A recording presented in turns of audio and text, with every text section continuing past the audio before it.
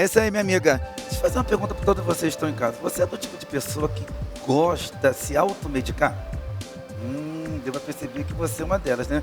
Vamos fazer o seguinte: trouxe um especialista na área da saúde que vai nos responder tudo sobre a automedicação. Já se encontra aqui no meu sofá, doutor Eduardo Galvão. Boa tarde, doutor. Heraldo Galvão. Heraldo Galvão, muito obrigado pela sua presença. Seja muito bem-vindo aqui no programa É Sempre Melhor. Eu agradeço a participação e a gente vai tentar de alguma maneira ser útil, né? Para esclarecer algumas dúvidas aí do telespectador. Doutor, eu já quero abrir essa matéria falando para você o seguinte: quem nunca se automedicou? Doutor?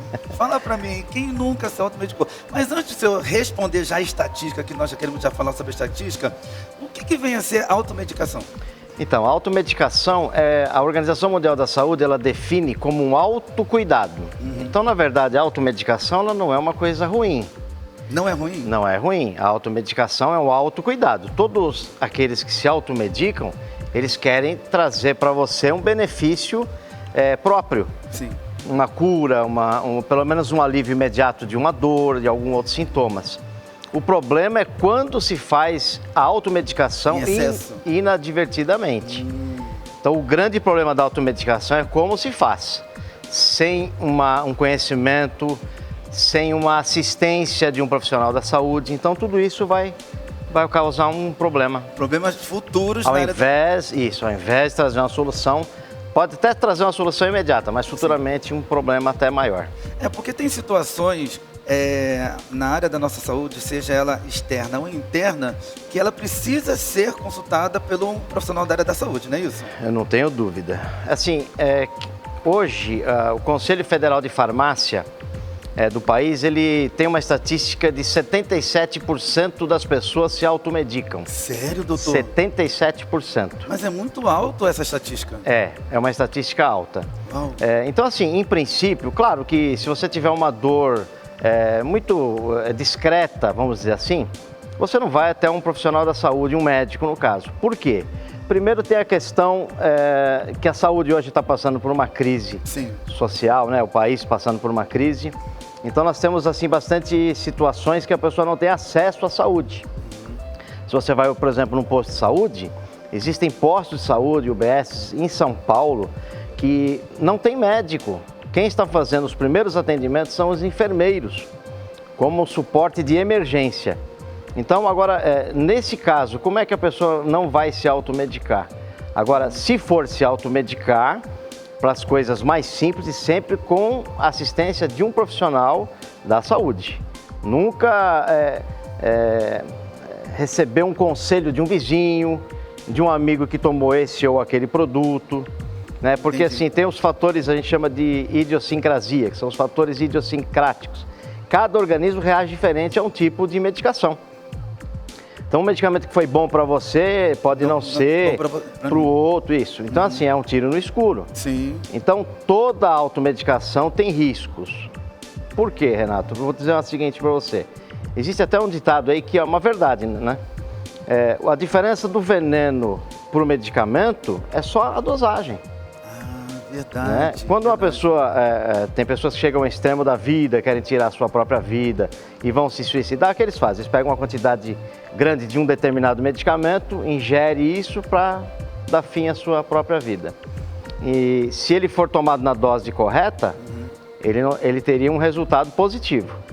Tirou fora dessa ação positiva, né? O exagero vai causar então a morte, no caso, ou algum dano numa tentativa de suicídio. Então torna-se um veneno, né? Tem muitas pessoas que estão nos assistindo agora e eu creio que está sendo muito viável esse nosso bate-papo, doutor, pelo fato de algumas, como você já disse aí, 77%. Nossa, a estatística é muito alta. É quase 100% das pessoas que gostam de auto se medicar.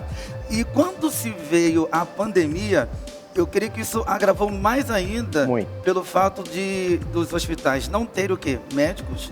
De muitos hospitais não terem médicos, outros hospitais o atendimento serem muito longos, muito demorado, e também as pessoas com medo de pegar o Covid, né? Porque o Covid não é nada, né, que uma bactéria, então elas ficavam com medo de pegar o tal da Covid.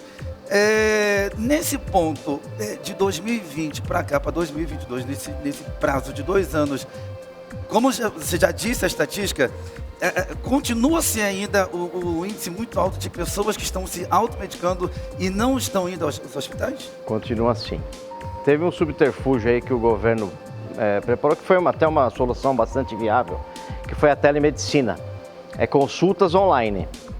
E isso, de alguma maneira, foi muito importante porque as pessoas não tinham condições de se locomover, né, com o transporte público, a superlotação dos hospitais e tudo mais, né, as clínicas, enfim. Tudo isso foi uma solução bem viável. Só que acontece, tem pessoas que não têm acesso a esse tipo de trabalho, né, de saúde. Então ele fica sujeito ao quê? A ir numa drogaria conhecida, onde tem ali um farmacêutico, quando ele faz esse tipo de procedimento, ainda é menos mal, vamos dizer assim. Porque o farmacêutico pode sempre, de alguma maneira, orientá-lo acerca das coisas, né? E a questão da automedicação, ela é muito abrangente. Não é simplesmente a questão da pessoa ir lá e comprar ou tomar algum medicamento que alguém faça. É o uso correto. Às vezes o paciente tem lá uma medicação, um tratamento para 7 dias. Então a gente orienta a forma de tomar, os horários para se tomar, se é com alimentação, se não é. Tudo isso ele é orientado.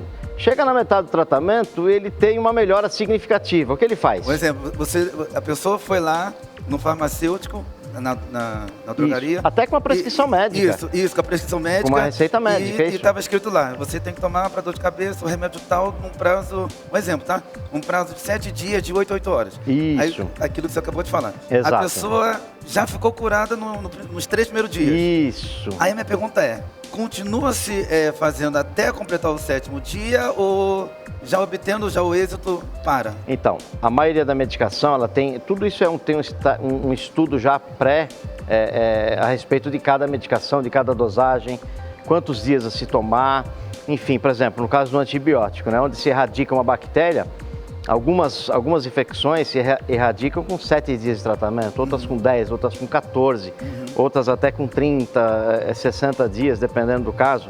Normalmente infecção urinária tem um prazo maior, reincidência de infecções. Então, se o prazo é 7 dias para o antibiótico, a caixa já vem para 7 dias. Para 7 dias. A posologia já é adequada para esses 7 dias. Então, após 72 horas, a melhora ela fica mais visível para o paciente. Então, na cabeça dele é o seguinte: já estou curado, já estou bem, não preciso mais tomar medicação. Mesmo a gente orientando, mesmo o médico falando, reforçado pelo farmacêutico, né, tudo isso ainda tem essa defasagem. Então, a pessoa acaba sofrendo uma reinfecção com a bactéria mais resistente. Enfim, o gasto é maior, o tempo que ele demanda para a cura ainda é mais, né, do que ele imaginava. Enfim, é só o prejuízo, né? Não tem. Então é uma automedicação desnecessária, vamos dizer assim. Sim, sim. E aquela tal das receitinhas da vovó, doutor? Toma o chá tal, olha, a erva tal. Eu cheguei a tomar, doutor, na pandemia. Graças a Deus, nunca peguei Covid. Semana passada, hoje deve estar fazendo uns 10 dias que eu fiz novamente um teste do Covid. Aliás, é a primeira vez que eu tinha feito, né? E nunca peguei, graças a Deus, o Covid. Eu cheguei a tomar uma vitamina que leva inhame, que me falaram que é bom para a imunidade. Isso, várias pessoas, quando estava na pandemia, receberam, né, doutor? Sim. Dicas de chá, de ervas, de vitamina, de sucos. A gente continua, qual que seria a dica que você nos daria aqui nessa tarde? A gente continua tomando ou a gente tem que voltar mesmo para um especialista na área da saúde? Então, essa questão da imunidade, ela é sempre muito bem-vinda, né? O uso de vitamina D, vitamina C, zinco, vitamina E, vitamina A, tudo isso favorece. Essas garrafadas da vovó, essas misturas de mel, com inhame, tudo isso tem um ponto positivo. Tem, né? Tem, só que tem que ser tudo bem analisado e bem assistido, né? Porque a questão de você ter um produto natural, a cocaína, por exemplo, é natural, a maconha é natural, tudo isso é natural. Então, os óleos são naturais, né? Então, assim, a questão de você usar alguma coisa por ser natural e usar a longo prazo, às vezes o resultado não é o esperado. Então, a gente tem que tomar bastante cuidado. As receitinhas caseiras, por exemplo, né? A pessoa está com uma queimação no estômago, uma azia, um quadro de gastrite, uma úlcera. E aí sempre vem alguém e fala assim, toma leite que melhora. Né? E realmente, quando você toma o leite, você tem ali um alívio imediato, né? Você neutraliza ali as ações gástricas, né? Suco gástrico, ácido clorídrico, enfim. E depois tem um efeito rebote, ou seja, o seu organismo produz mais ácido, então você vai ter uma complicação. Então, toda a automedicação ela tem que ser muito bem observada. Ela é benéfica em primeira instância, né? Você vai tomar uma vitamina C porque você está gripado ou quer prevenir a gripe. É importante, não tem problema. Suplementar com vitamina D, caso haja necessidade, é importante também, mas tudo comedido, né? Tudo dentro de um padrão que vai te trazer benefício. Entendi. A regra que o senhor, que você daria para todos que estão nos assistindo, que estão nos vendo aqui nessa tarde, seria colocar em primeiro lugar uma avaliação com um especialista na área da medicina, não é isso? Exatamente. Como regra. Podemos dizer também, doutor, que a mídia em si tem influenciado as pessoas muito forte na automedicação? Eu não tenho dúvida. Eu tenho um caso, Renato, que eu vou te falar alguns anos atrás. Circunstancialmente, eu não vou falar o nome da empresa, sim, né, sim. Da medicação e tudo mais, né? Mas havia uma propaganda, você pode até lembrar talvez, que dizia o seguinte, ferveu, tomou, passou. A propaganda era essa. Era um produto efervescente. Só que assim, quando você vê o termo ferveu, não é... Efervescer é uma coisa e ferver é outra. É outra, com certeza. Então, se uma pessoa ela pega ao pé da letra essa informação, ele vai ferver a água, vai pôr o produto, ferveu, tomou, passou. O que eu fiz? Eu entrei em contato com o laboratório, mandei um e-mail para a empresa dizendo que eles poderiam ter problemas jurídicos, inclusive. Porque se uma pessoa menos avisada pega e ferve o produto e toma, então efervescer era uma coisa, né? Quando coloca o produto, ele libera gás, dá aquela efervescência, aquela aparência bonita, aquilo é bonito de se ver. Mas eles colocaram como ferver, então era ferveu, tomou, passou. Então a mídia ela tem uma influência gigantesca quanto à inclinação para que o paciente, o cliente, ele tome realmente medicações, às vezes sem necessidade. Sem necessidade. Porque a mídia, ela diz, basta nas grandes mídias passar o nome de um produto novo, cerca de uma semana no máximo, já está chovendo de gente querendo comprar aquele produto. E outra coisa, a maioria das vezes esses produtos são similares a outros que já existem no mercado. Já existe.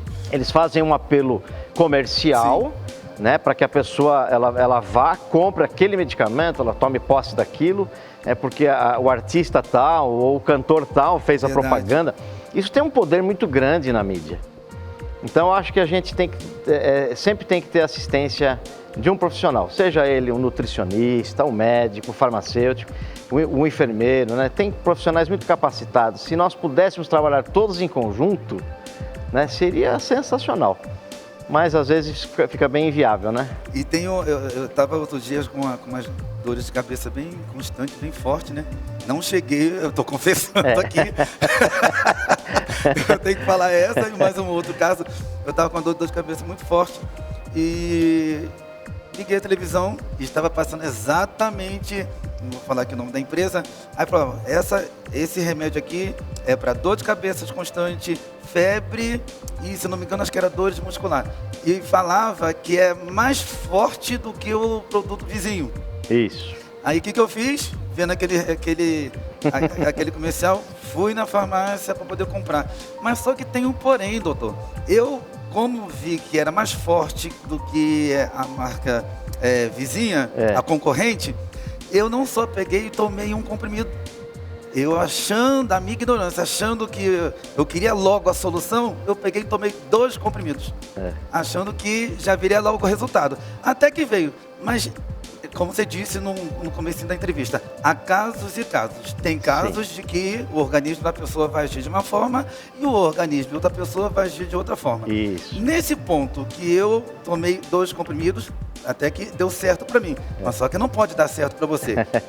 surge efeito ou não surge efeito? É bom a pessoa pegar e tomar 2 comprimidos achando que já vai vir a cura ou não? O que você tem para dizer? Não, isso é uma conduta completamente errada. Errada, né? Errada. Primeiro, por isso que eu falo que a automedicação é muito mais abrangente.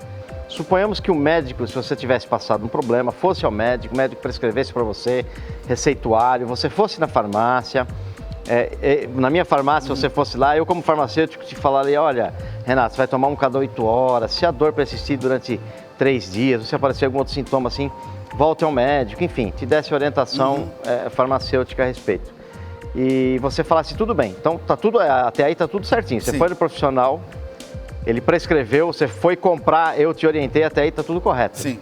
E aí você falou assim, não, acho que o Heraldo comeu bola nessa, eu vou tomar 2 comprimidos. Porque o que acontece? Cada medicamento já tem um estudo prévio de qual é a dosagem que tem ação terapêutica. Então você tem lá um princípio ativo de uma medicação, que é o princípio ativo é aquilo que faz o efeito. Né? E dentro desse princípio ativo tem aquela massa do comprimido, que são os recipientes. Então você pega um princípio ativo e você, como se fosse uma receita de bolo que nós vimos há pouco aqui, né? Você coloca lá o medicamento naquela massa de comprimido para você poder ingerir, para ser transportado e tudo mais. E aí o que acontece? Então você sabe-se, por exemplo, que um medicamento 500 miligramas ele tem ação farmacológica. Ele saiu, atingiu a sua circulação, teve absorção, ele permaneceu na sua circulação por 6 horas, 8 horas, 12 horas, conforme a medicação. Começou a ser excretado, você toma o segundo comprimido para manter os níveis do princípio ativo dentro do seu organismo, para que você realmente tenha o efeito terapêutico desejado, a cura, enfim, a cura que você precisou. Só que acontece o seguinte, se você toma 2 comprimidos, existe uma faixa de ação segura para o medicamento. Sim. Imagine assim, vamos dar uma ideia, um comprimido de 500 miligramas. Se eu tomar 100 miligramas desse medicamento, ele não vai nem atingir a ação terapêutica, não vai ter efeito. Sabe-se que, para que tenha um efeito, tem que ter, em média, 500 miligramas. Você pega e toma 4 comprimidos. Uau. Atingiu 2 gramas de medicamento. Ou seja, ele passa daquela faixa de ação farmacológica e ele ultrapassa já na faixa da ação toxicológica. Uau. E aí você tem reações alérgicas, você pode ter complicações renais, de fígado, enfim, uma série de outras coisas. Então, a automedicação, ela tem que ser conscientizado que se for fazer, faça conforme a orientação. Não a orientação do vizinho, da vovó, porque a vovó, lógico, que é o carinho do neto, que é a cura do neto. Sim. Todos aqueles que promovem, que incentivam você tomar algum medicamento, querem, de alguma maneira, que resolva o seu problema. Sim. Ninguém vai fazer por mal. Vou fazer sim, claro, com certeza. Não, a intenção não é essa. Mas tem que se saber que há muitos riscos por detrás disso. No caso, voltando ainda ao assunto dos 2 comprimidos, esses 2 comprimidos, ele pode até trazer, como trouxe para mim, foi uma única vez que eu fiz isso, né, desse excesso de dor de cabeça que eu estava tendo, doutor, e eu falei assim, sabe de uma coisa? Peguei a receita, entre aspas, no comercial, e do comercial, como era dose tripla, falou que era mais forte do que a concorrente, eu tomei, mas aí como eu queria logo a minha cura imediata, eu tomei 2. Tá, aí conforme você estava falando, doutor, o seguinte, minha pergunta, ela pode trazer, como trouxe a cura para minha dor de cabeça, mas aí pode trazer malefício em uma outra área do meu corpo. Mas não tem dúvida quanto a isso. É mais ou menos isso, né? Exatamente assim. Por exemplo, tem pessoas que tomam um medicamento chamado paracetamol, é muito comum dar para criança e tudo mais. O uso indiscriminado, contínuo do paracetamol é hepatotóxico, ele tem complicações graves no fígado se você tomar ele por muito tempo. Percebe? No fígado? Exatamente. Uau. Por exemplo, fluconazol, que é um antifúngico, é super eficiente, é um medicamento muito bom, só que ele também é hepatotóxico. Então não se pode tomar medicamentos assim por períodos muito longos. Então você tem que otimizar a sua medicação para que você tenha menos efeitos colaterais. Quase todos os medicamentos têm efeitos colaterais, né? Na verdade, o efeito colateral já é conhecido. Quando você fala efeito colateral, é um efeito que ele vai andar junto com o efeito terapêutico. Já é conhecido, normalmente está na bula isso. Então é efeito que você já sabe que você vai ter. Vou tomar esse medicamento, ele vai me dar boca seca, vai acelerar meu coração, vai me dar dor de cabeça. Isso é um efeito colateral que já está determinado. Agora tem as reações adversas, que são aqueles que você não espera. Que você acaba tomando uma medicação e acaba tendo esse sintoma que você nem sabia. Entendeu? Tomei um medicamento e tive vômito, tive sangramento, tive que ir para o hospital, fiquei internado, enfim. Isso não é efeito colateral, isso foi uma reação adversa. Seu organismo ele rejeitou completamente aquela medicação. Então você teve que pagar o preço aí pela sua automedicação. Pagar preço, gastar dinheiro, porque exatamente, não é fácil, não. A automedicação, o conta e risco nosso, nós gastamos muito dinheiro, né, doutor? Não tenho dúvida, não tenho dúvida. Então assim, eu acho que sempre fazer a coisa consciente. O termo, né, a gente tem que ter consciência daquilo que a gente faz e assumir os riscos, né? Assumir o risco. Por que não você ter um profissional, um amigo que possa te auxiliar?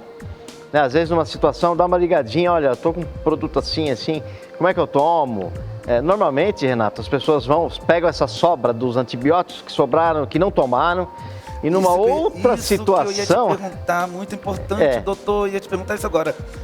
Concernente isso, os remédios que são antibióticos, que eu usei num problema na garganta que eu estava tendo 6 meses atrás, e ficou lá. Vamos botar aí que ficaram uns 10 comprimidos. Isso. Eu posso usar novamente? Não. Não pode? Não, porque não se sabe que tipo de infecção, que tipo de antibiótico. Claro, Renato, o médico também, ele vai atrás do seu, ele é guiado pelos seus conhecimentos, né?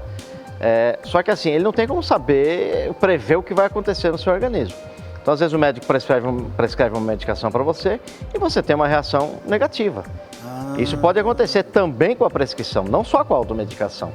Então, o medicamento é uma coisa séria. Não se pode tratar o medicamento como se fosse um alimento, né? Entendi. Então, a gente tem que dar uma atenção bem importante para essa questão e saber que há riscos, né? Da mesma maneira, como eu te falei, a questão do veneno e do medicamento, né? Só muda aí a dosagem. É verdade. E tem até no passado, deve ter que, vou botar aí que uns 5 anos atrás, eu tinha muitas dores na garganta, doutor. E o amoxicilina era o famoso lá atrás, né? Era o que os médicos, os especialistas sempre davam para as pessoas que estavam com problema de inflamação nas cordas vocais.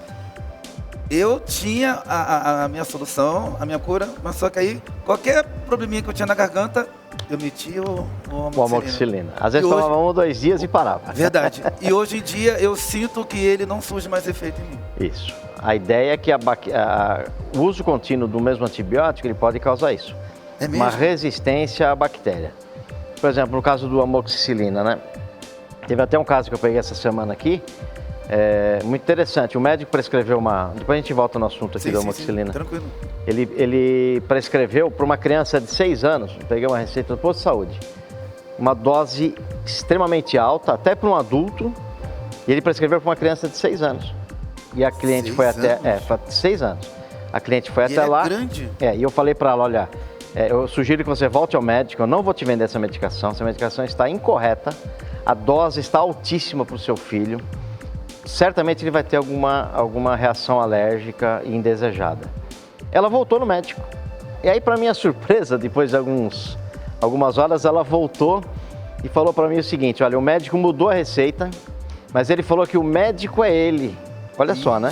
Aquela coisa da satisfação médica, que enfim, né? Cada um reage da maneira como assim se acha importante. Então ele chegou para o médico, ela falou para o médico, olha, eu fui na farmácia, o farmacêutico disse isso.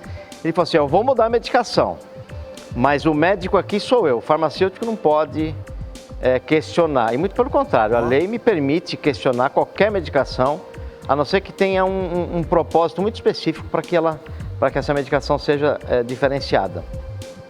Pois ela voltou com outra medicação mais fraca, adequada ao seu filho, e falou isso para mim. Eu falei, olha, se o médico tivesse tanta certeza que a medicação dele estava correta, ele não teria mudado. Olha! Então, graças a Deus, foi uma intervenção, né, minha, graças a Deus, que eu pude evitar aí um problema mais sério, né? A questão aí da amoxicilina, por exemplo, existe uma amoxicilina e amoxicilina com clavulanato. E aí as pessoas ficam nessa dúvida. Não, esse eu não tomei. É amoxicilina com clavulanato. É um antibiótico... É novo? Não, ele é bem antigo. Não, esse eu não tomei, não cheguei a tomar. Aí as pessoas falam, é mais forte? Não, ele não é mais forte, é a mesma amoxicilina. Mesmo, né? Esse clavulanato, o que ele é?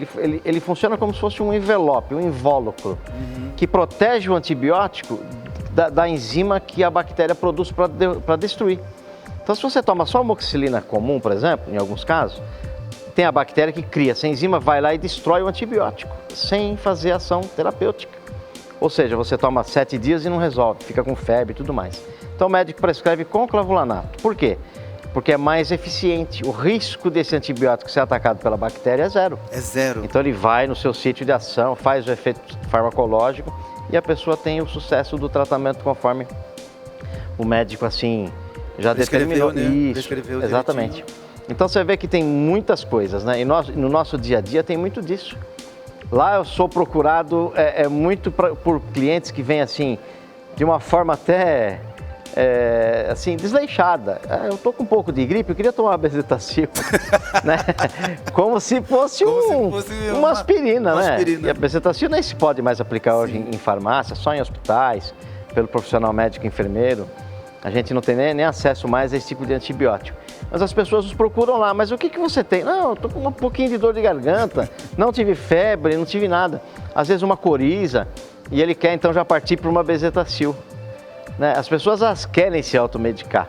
E às vezes a gente até breca, né? E uma coisa também que eu acho que estimula muito, a questão das ofertas aí que a gente vê. Né, em faixas de farmácia, que eu acho que isso deveria ser proibido, na minha humilde concepção.